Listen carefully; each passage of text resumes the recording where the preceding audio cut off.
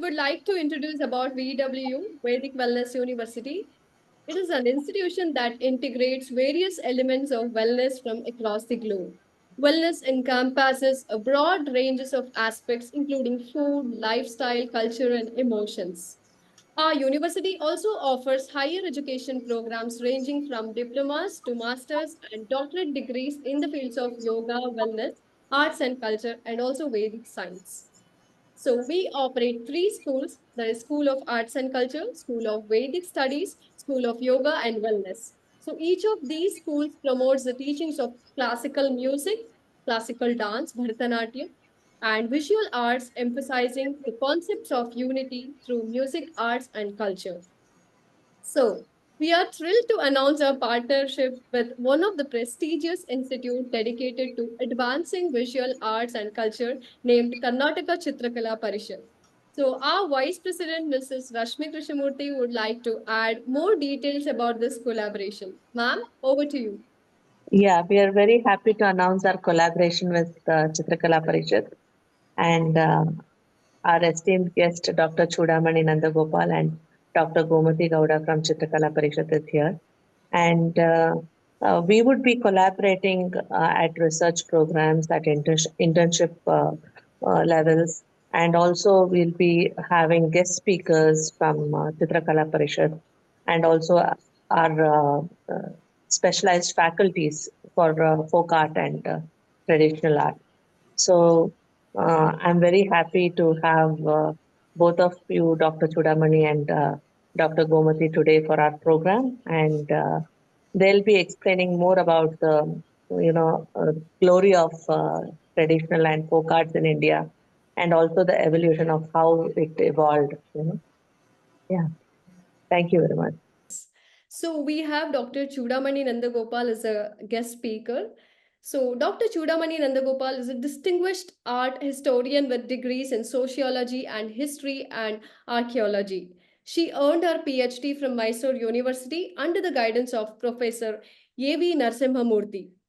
She has been honored with the international and two national research fellowships, making her the first scholar to receive a UK visiting Nehru Fellowship at the Victoria and Albert Museum in London, as well as being recognized with the UNESCO Silk Road Fellowship in Paris and the UNSW Senior International Fellowship in Sydney. Furthermore, she has received a national fellowship from ICHR for her research on Kalyana Chalukyan temples. Ma'am, a humble welcome to you, and it's our honor to have you for this session. In India, Indian art is the mirror of Indian culture. So, Indian culture, whenever we talk about, it is always manifested through various forms of art. Arts can be visual arts, it can be performing arts, it can be decorative arts, it can be literary arts, it can be contemporary development. With all this, various aspects of art manifested in today's lifestyle also. Many times people may think, what is the use of art? Is it really required? That is Nicholas Roerich and his Himalayan paintings. He, as an artist, as a philosopher, archaeologist, gemologist, with manifested and also spiritual leader, he feels that if art is not given importance, the human values are lost. And today, what is needed in the world is inculcating human values, which we are losing in various ways. So, this is what the folk art, because the art has its roots in folk art. Folk arts of India is a rich tradition. Even today, if you go to any state in India, you find the village, if you go to rural side, you find the roots of Indian art. So it can be even Viragase dance form, or it can be one beautiful Grama Devata, the rituals connected to Grama Devata. When you are doing some rituals, you need certain things to use. All those things come from the rural hands. The artist has created that and has offered in that, a shrine. Folklore, folk literature, folk art, and folk singing is very rich. Even today, any state you go, we are able to identify from Government of India, there are more than 50 varieties of Indian folk art. That is, I'm talking about the paintings, folk paintings. So in Karnataka Chitrakala Parishad also we encourage the folk paintings, and our researchers, like it may be Dr. Anita or Dr. Gomati Gowda or Dr. Soumya Manjunath, they are all our researchers who will be working to see that the folk art of our country is enriched. So that is how we work here, and we feel that even the people who want to learn art, let them start with folk art. That is, when you do the diploma in folk art or take a long term course, not a crash course. Crash course has no meaning. You will not be able to understand or know the essence to your life. It doesn't help in crash course. So you have to take longer courses and see that you completely, entangle, and then your enlightenment starts with that particular form. So we feel that Vedic Wellness University and Chitrakala Parishad will definitely take you to that level of understanding the Indian folk art, not only just theoretical, but your hands will be working and understanding in the practical sense. This is one aspect I said. The other aspect is traditional paintings. In India, from folk art to a kind of transformation with the traditional paintings.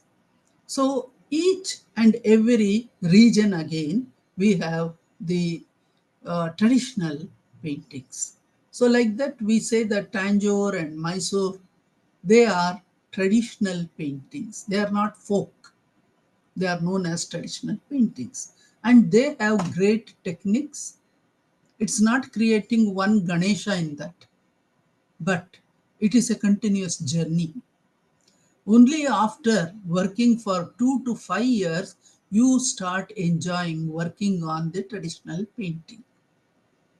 Those forms, those colors, those techniques, and using the gold, various techniques are followed, and various gurus are there who have whole life they dedicated to practically work on these traditional paintings. So, um, I would be talking about because most of the aspects Dr. Chudamani Nandgopal has covered. So, Gurubhyo Namaha. I would be starting my talk with an introduction to what folk art, because we keep talking about folk art, its survival, its sustenance, and people all over the world are doing many things for its survival. So, let's just understand what folk art is. So, considered to be predominantly functional or utilitarian, folk art is the creative expression of an entire community which has evolved over several centuries. Therefore, the folk art forms are intrinsically tied to the practitioners and their families who operate as the custodians of these artistic expressions. Like ma'am said, they're very deep rooted. In the broadest sense, folk art is the art of the people and differs from the professionally produced mainstream art that is considered as more elite, or in our terminology we call them as high art. Compared to high art, folk art is regarded as more accessible and thus remains as most popular form of artistic expression and connoisseurship. For us to understand what folk art is, we also have to understand its evolution, which has gone through several historical periods. Beginning with the Vedic period, the Vedic period marks a significant phase in the evolution of Indian art.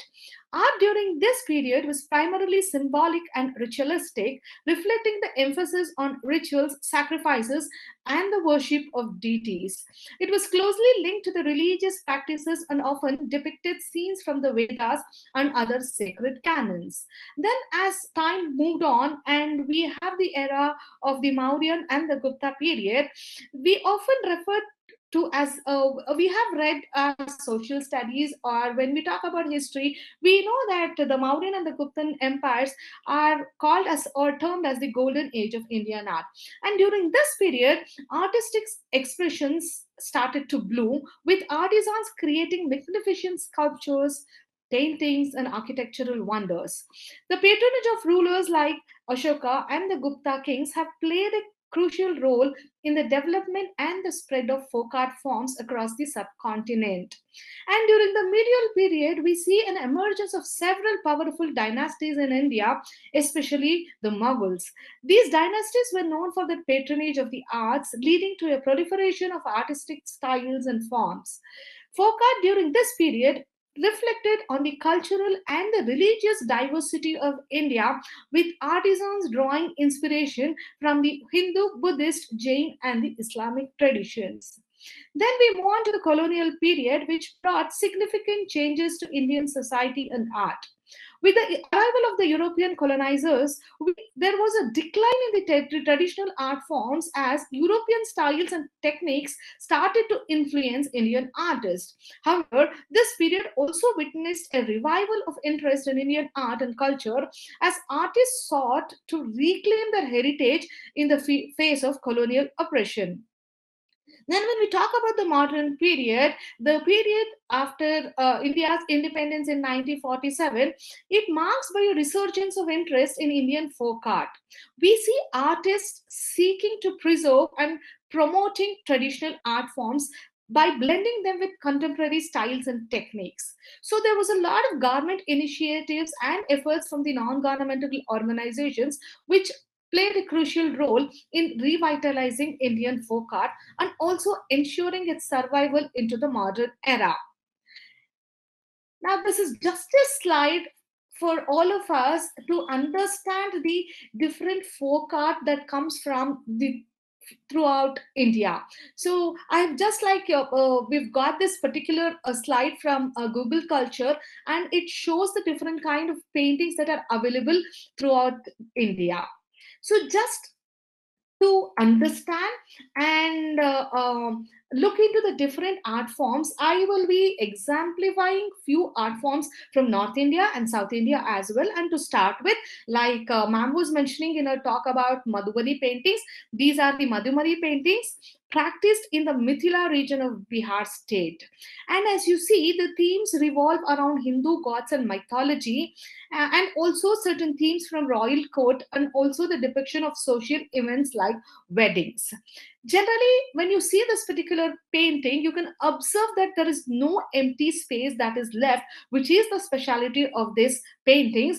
And the artists see to it that the gaps that are there are all the time filled with the paintings of flowers, animals, birds, and even geometric designs.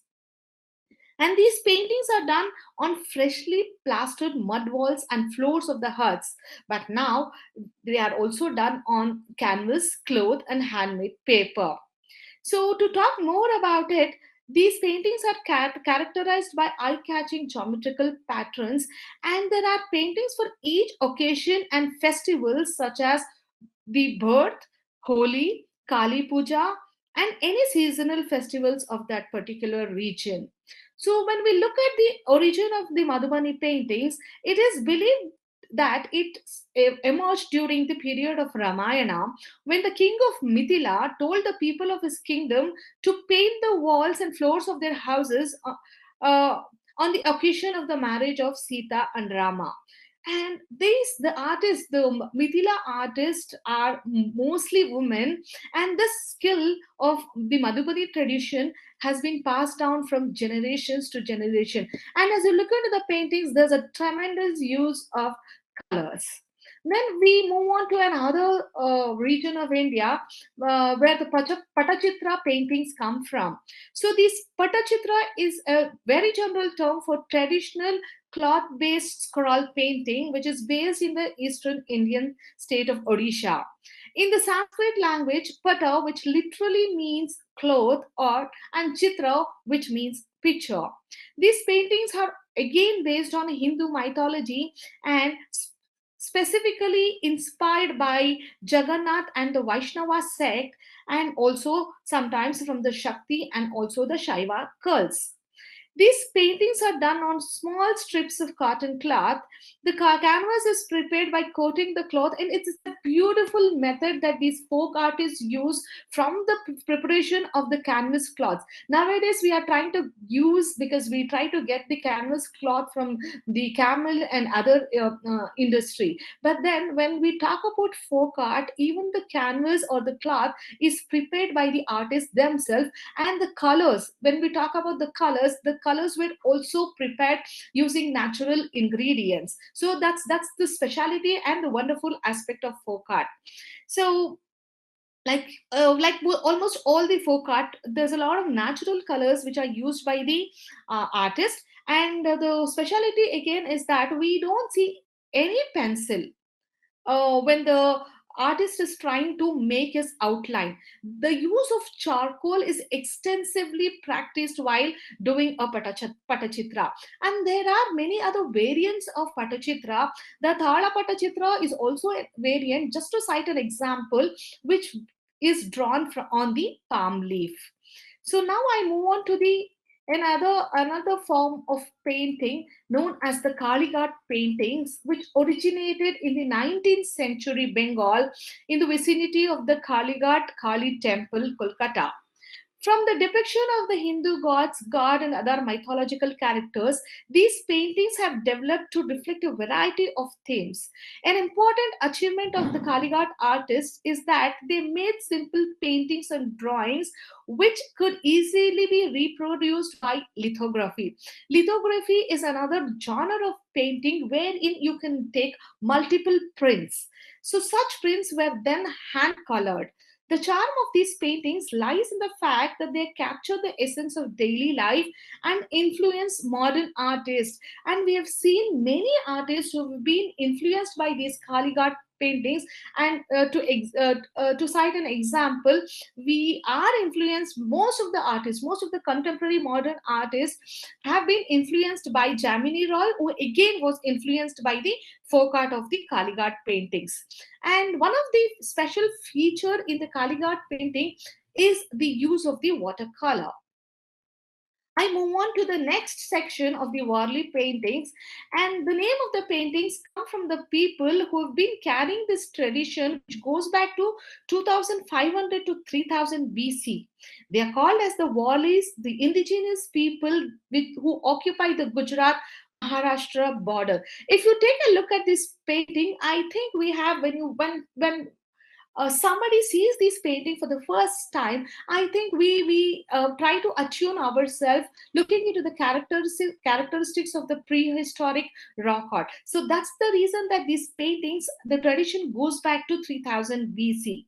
And again, Gujarat and Maharashtra border, which again brings us reminiscence of the Ajanta art or the Bimbetka.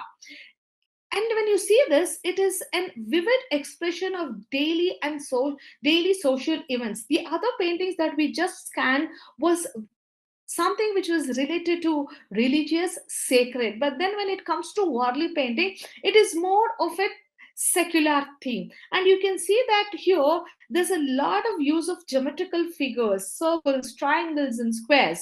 So, and each and every geometric figure has a symbolic meaning. For example, here if you see, the circle represents the sun and the moon, the triangle derived also represents the mountains and the pointed trees, whereas the square indicates a sacred enclosure or a piece of land, very beautifully concocted by our ancestors.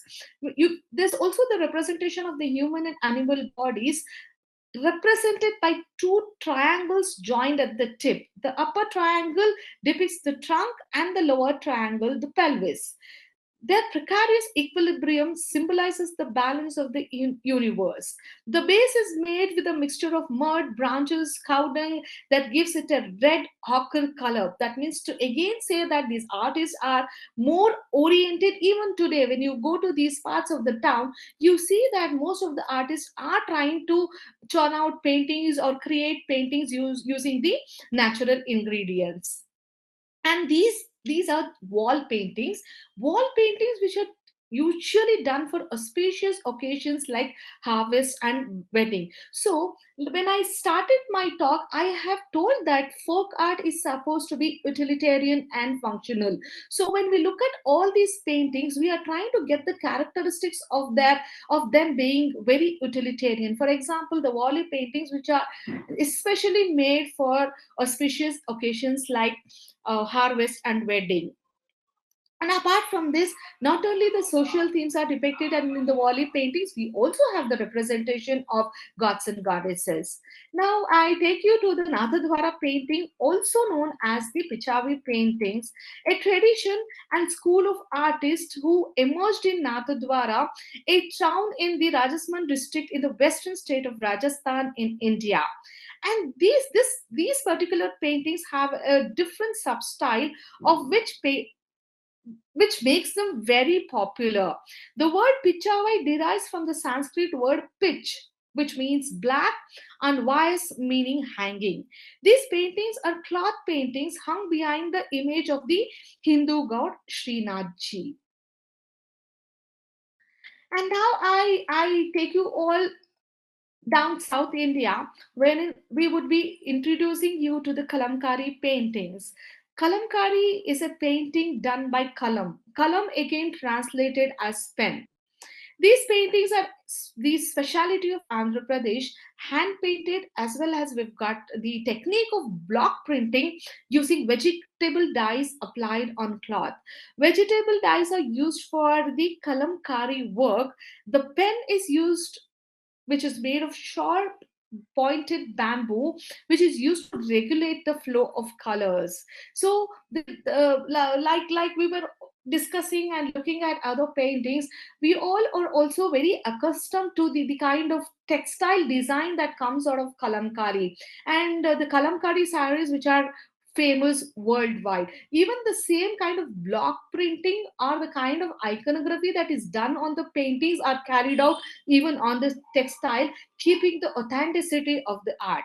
So, apart from a special place known as Sri Kalahasti is the center known for Kalamkari art, and also a place called as Pedana at Masulipatnam, where we see artisans producing a lot of Kalamkari art. Then I take you to the scroll painting from Cherial, Telangana. This is a stylized version of Nakashi art, which is rich in local motifs, and these motifs are very particular to the Telangana state. These scrolls depict a continuous story, and it looks like there's a storyboard. Even if you look at the entire scroll, there's a narrative scene that is happening. So, this particular format of scroll painting originated in a small town called as Cherial. So it almost depicts the entire story. An Indian mythology is taken by the artist, and the entirety of that narrative aspect is done on the scroll, especially the themes from the Puranas and the epics. And when you see these paintings, they're painted in vivid hues, mostly primary colors, with a predominantly red background. And the artists have unbridled imagination of the mythology and put forth in a very beautiful manner. And but when the artist is trying to depict the gods or the deities, he is well accustomed with the iconography. And though the iconography is strong here, you can also see that there's a strong local idiom that the artist from Telangana tries to endorse. And the most common themes are the Krishna Leela, the Ramayana, Mahabharata, and especially the themes from Markandeya Purana. And how can we leave our God's own country, Kerala, now? So this art form is known as the Kala Mezutu. It's a unique form of art which is found in Kerala. It looks very similar to the rangolis drawn in front of the rural houses. Not only the rural houses, in fact, nowadays people have started to put rangoli even in front of the contemporary or in front of their modern houses. So this is an essentially a ritualistic art practiced in temples and the sacred groves of Kerala, where the representation of the deities like Kali and Lord Ayappa are made on the floor. And this art is practiced using natural pigments and powders, usually in 5 colors. The drawing is done with bare hands without the use of tools. The figures drawn usually have an expression of anger and other emotions. When you look at it, when you look at the other paintings in the coming classes, probably you would really try to understand the emotions that the artist tried to depict in the Kalamezatu. The figures drawn, okay, and apart from this, you can also see that there are a lot of lighted lamps. So this custom and this tradition is followed in Kerala, which is very beautiful, accompanied by the ritualistic songs with a number of instruments and sung in worship after the completion of the Kala. So this is one of a beautiful art form from Kerala. As Dr. Chudamani was mentioning about the Chitara paintings, these are the folk craft practiced by the female members of the Devara community in the Sagar district of Karnataka. And again, the artists use a lot of natural ingredients, yellow seeds, rice paste, organic elements are used to create this. And their homes, when you go to Sagar district, you can see that their homes, their hamlets are covered with the chitara. These are called as the murals on the walls and the murals on the floors, again created for special occasions. And these paintings depict scenes from the daily lives of the tribal people. So you can expect a lot of animals and birds, flowers, and done for ritualistic purpose, done for occasions such as marriages. This particular art form is very famous in Karnataka. Then the kind of natural ingredients that the artist has prepares is something which is very very interesting. As ma'am was also mentioning about the traditional arts, she was mentioning about the Mysore and the Tanjore painting. So I would only be talking a little bit about the Mysore and the Tanjore painting because they are very interesting and they are important form of the classical South Indian painting, which is originated in and around. I'm giving an introduction about the Mysore traditional painting. So, with the fall of the Vijayanagara Empire after the Battle of Talikota, these artists who were under the royal patronage, they migrate to various other places like Mysore, Tanjore, Surpur, etc. So, absorbing the local artistic tradition and customs, the erstwhile Vijayanagara school of painting gradually evolved into the many styles of painting in South India, which includes our Mysore and Tanjore school of paintings. And these paintings are known for their elegance. You can see that there's a lot of muted colors and attention to details, iconography, and mostly related to Hindu gods and goddesses and scenes from Hindu mythology. And there's a lot of hard work that goes into the preparation of such traditional arts. And you can see that there's a lot of gold foiling, the technique of gold foiling, which is something very special to the Tanjore artists.